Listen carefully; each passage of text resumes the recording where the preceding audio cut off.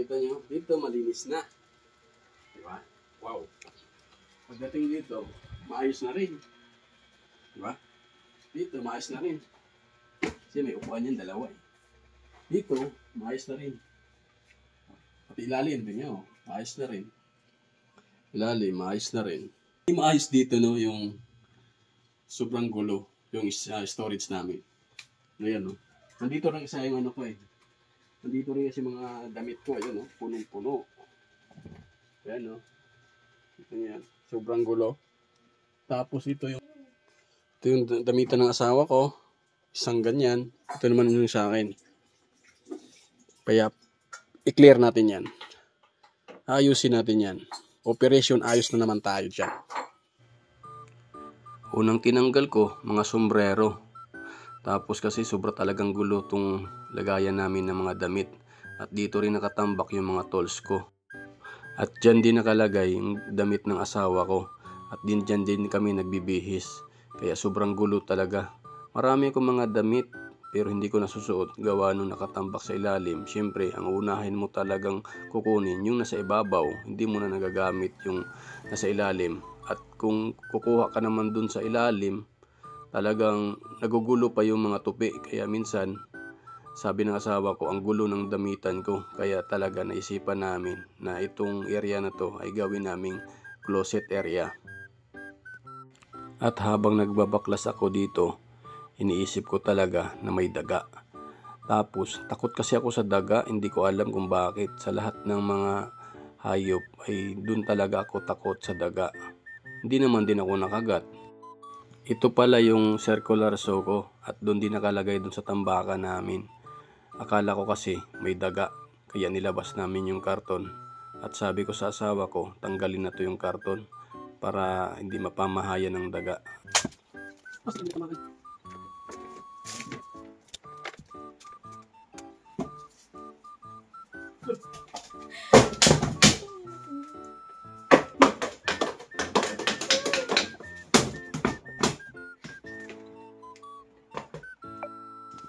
At ito na nga, nakipagbuno na ako dito sa daga, pastilan.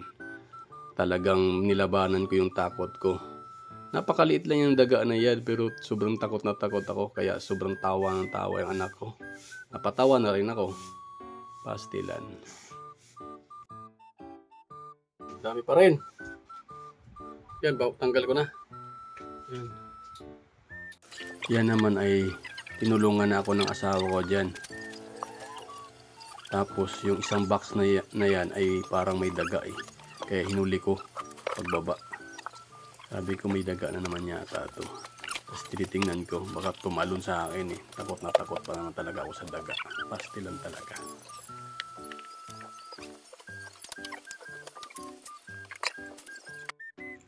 Yun, nakahuli to ng daga oh. Pumitik to eh, pumitik. Yan, huling-huli ka oh. Dito kasi yan dumadaan, yan. Diyan dumadaan siya. Ano, ganun mo siya. Ito ayusin ko pa pala to. Gagawa ko siya ng maayos na ano. Kasi dito nga dumadaan, gumagapang. Eh, madaming karton nakaraan to. Ay, ngayon eh. Daming karton, kakalis ko lang eh. Kaya, papakain natin ito kay Dana. Layo ko.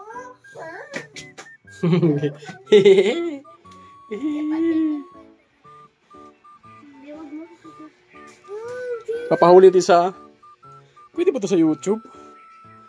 Hindi, wag mo yung pagkakagatiin ka. Titignan ko na yung mukha niya.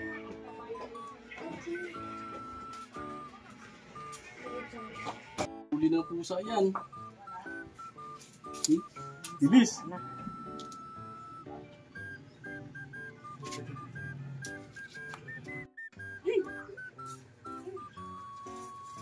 Asin na lang.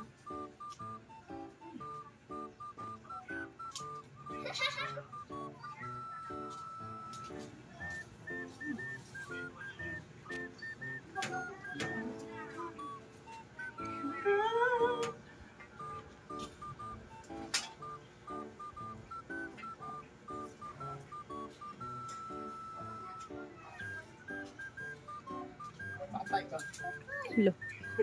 Ito yung maging closet room Pwede yun. Pwede ba yun? Closet room. My goodness. Sa liit na bahay na to, may closet room pa.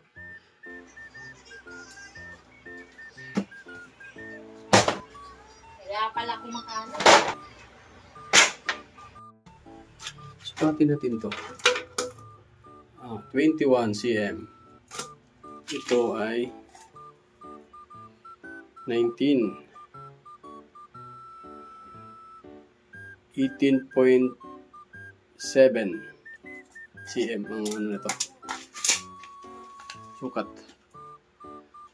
Hindi na tayo bibili ng plywood. Ito na yung magiging assess natin na gagamitin na plywood para wala tayong masyadong gastos. Libre na to eh. Galing sa aircon. Alright. Ang una ko palang ginawa dyan, pinagdugtong ko yung maliliit na plywood. At yan ang magiging paa ng ating cabinet. At hindi na talaga tayo bumili ng mga kahoy para gawing paa. Ang talagang ginawan ko lang na siya ng paraan para talaga wala tayong mga gastos masyado. Kailangan maging creative ka lang talaga sa paggagawa. Tapos yung plywood na yan ay sobrang tibay at napakagandang plywood. At iniisip nyo talaga siguro kung saan talaga tong plywood nang galing. Diba sinabi ko sa inyo na galing yan sa proteksyon ng aircon pag dineliver. Tapos ang iba dyan tinatapon lang.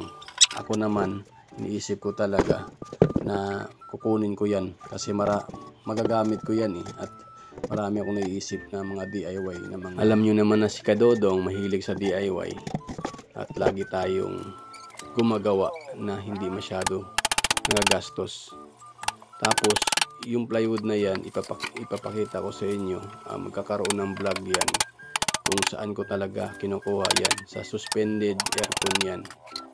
Yung kasama ko sa trabaho sigurado kukuha na rin ko ng plywood at nakakuha na siya ng idea kung paano gawin. Sayang kasi ang mahal kaya ng plywood. Yung buong plywood na binibili mo sa hardware, umaabot siya ng 800, 900, depende sa kapal. At bakit ka pa bibili? Ito na nga. May libre na nga eh. Yan ang kagandahan sa pag nag-aircon ka. Marami ka rin nakukuhang mga ritaso na mga plywood. Kagaya nito.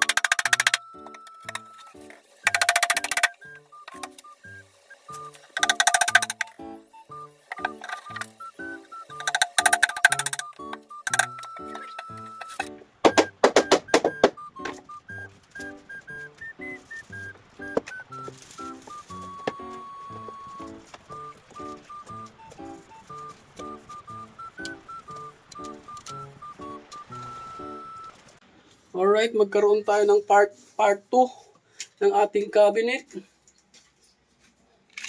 Ang lapad pala nito ay 21 cm. Galing kasi sa aircon yan, kaya hindi na assist lang talaga yung sukat niya. Hindi natin pwedeng palakihan, paliitin.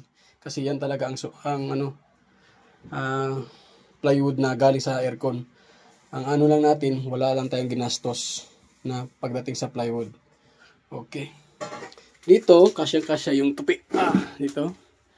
Kasyang-kasya yung ano natin dito. Damit. Kahit pantalon, kasya dito. Tapos ito, siguro mga brief dito. Pang. Diba? Tapos meron tayong mga lagayan ng mga cellphone, pack. Or kahit ano, kung ano yung mga pwedeng ilagay dyan. Tapos ito, magkakaroon siya ng drawer. Diba? 2 drawer. Kung iligay natin yung seeds natin, maayos pa. Tapos ito naman, mga jacket. Ang ginawa ko, dito yan, mga 5 piraso siguro, 6 nakalagay. Kasi hindi naman tayo karamihan ng jacket natin. Nakalagay. Yung pwede natin gamitin lang. Dito lang yan. Diba? Tapos, kung ano pang pwede ilagay dito. Marami tayong ilalagay, oh. Mga jacket, nakatupi, o t-shirt. Alright? Diba, kadalasan ganyan ang tupi natin sa t-shirt. Saktong-sakto yan, no? Diba? Isang linyahan lang. Wow. Isang linyahan lang. Maganda dyan, makikita mo yung mga kulay. Yung nakagandahan sa, sa ginawa natin na. Ang iba kasi, di ba, mga standard talaga na mga cabinet ay dalawang tupi sa likod. Pero itong ginawa ko kasi nag-assist lang tayo dito sa plywood dahil hindi naman tayo bumili. Ganyan, maganda tingnan yan. Parang na sa dahil naisip ko to dahil nagtatrabaho ko dati sa SM Surplus. Kaya magaling ako sa mga matupi na ganyan. O, di ba? Pag kinuha mo yan, di na. Hugutin mo lang siya. Di ba? Pagpapantalo ko sa baba. Kasi medyo mabigat to eh. Ito, pantalon natin, yan. Ay, tupiin natin ng maayos yan. Ganyan lang. Sukat na sukat yan, boy. O, di ba? Sukat na sukat. Tapos short, Short. Tupiin mo na ng ganyan. Sukat na sukat yan, bay. Ito, isang pantalon pa, Manipis lang.